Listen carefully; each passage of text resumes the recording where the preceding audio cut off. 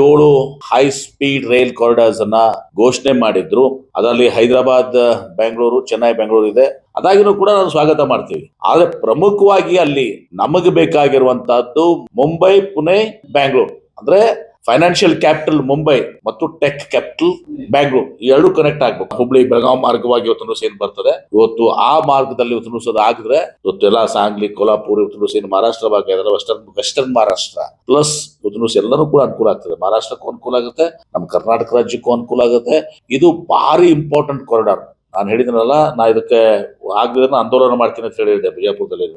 ಇದನ್ನೇ ಒಂದು ಇಶ್ಯೂ ತಗೊಂಡು ನಾವು ಆಂದೋಲನ ಮಾಡ್ತೀವಿ ಅಂತ ಹೇಳಿ. ಆದ್ರೆ ಒಂದು ಸಂತೋಷ, ಇವತ್ತು ಕುಮಾರಸ್ವಾಮಿ ಅವರು ಮತ್ತು ಪ್ರಹ್ಲಾದ್ ಜೋಶಿ ಅವರು ಅಶ್ವಿನಿ ವೈಷ್ಣವ್ ಹೋಗಿ ಈ ಮುಂಬೈ, ಪುಣೆ, ಬ್ಯಾಂಗ್ಳೂರ್ ಕಾರಿಡಾರ್ ಬಹಳ ಮಹತ್ವದ ಅಂತೇಳಿ ಅವರು ಕೂಡ ಹೋಗಿ ಇದನ್ನ ಇವತ್ತು ನಾನು ರೇಸ್ ಮಾಡಿದ್ದೀನಿ, ನಾನು ಅದನ್ನ ಪ್ರಸ್ತಾವನೆ ಮಾಡಿದ್ದೀನಿ. ಅದಕ್ಕೆ ಅವರು ಬೆಂಬಲಿಸಿ ಅವ್ರು ಹೋಗಿ ಹೇಳಿದಲ್ಲ, ಅವ್ರಿಗೆ ನಾನು ಹೃದಯಪೂರ್ವಕವಾದ ಧನ್ಯವಾದ ಕಳಿಸ್ತೇನೆ. ಇದು ಕೇವಲ ಭೇಟಿ ಇದು ಆಗ್ಬಾರ್ದು, ಇದು ಅನುಷ್ಠಾನಕ್ಕೆ ಬರಬೇಕು, ಕಾರ್ಯರೂಪಕ್ಕೆ ಬರಬೇಕು. ಇದನ್ನ ಅಫಿಷಿಯಲ್ ಆಗಿ ಈ ಉಳಿದ 7 ಜೊತೆಗೆ ಇದನ್ನು ಒಂದು 8ನೇದು ಅಂತ ಡಿಕ್ಲೇರ್ ಮಾಡಬೇಕು. Is a good thing. ಈ ರೀತಿ ಇರ್ಬೇಕು. ನಾವು ಯಾವಾಗ್ಲೂ ರಾಜಕೀಯವಾಗಿ ನಾವು ಚುನಾವಣೆ ಬಂದಾಗ ನಾವೇನೋ ಇರ್ತದೆ, ಆದ್ರೆ ರಾಜ್ಯದ ಹಿತದೃಷ್ಟಿ ಬಂದಾಗ, ದೇಶದ ಹಿತ ಬಂದಾಗ ನಾವೆಲ್ಲರೂ ಕೂಡ ಒಗ್ಗಟ್ಟಾಗಿರ್ಬೇಕು. ಆ ದೇಶ ಆ ಪ್ರಯತ್ನ ಅವರಿಬ್ರು ಮಾಡಿದ್ದಾರೆ. ಆದ್ರೆ ಇಷ್ಟೇ ಸಾಲದು, ಅದು ಅನೌನ್ಸ್ ಆಗಿ ಲಾಜಿಕ್ ಎಂಡಿಗೆ ಹೋಗ್ಬೇಕು ಅನ್ನೋದು ನನ್ನ ವಿನಂತಿ.